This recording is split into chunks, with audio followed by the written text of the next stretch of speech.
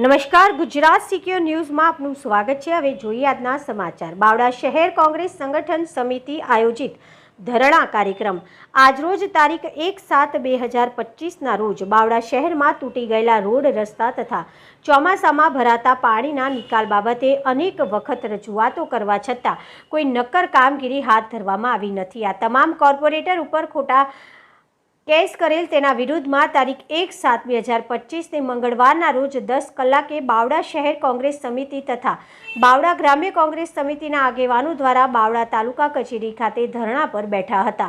અમદાવાદ જિલ્લા પ્રમુખ રાજેશભાઈ ગોહિલ અને એમએલએ ઋત્વિક મકવાણા, બાવડા શહેર પ્રમુખ રાકેશ ભરવાડ, 13 બાવડા નગરપાલિકા કોર્પોરેટર અને વિરોધ પક્ષના નેતા જીગરભાઈ ભરવાડ આ ધરણા પર બેઠા હતા અને વિરોધ નોંધાવ્યો હતો। Reporter Ramesh Solanki, Gujarat secure news, બાવડા।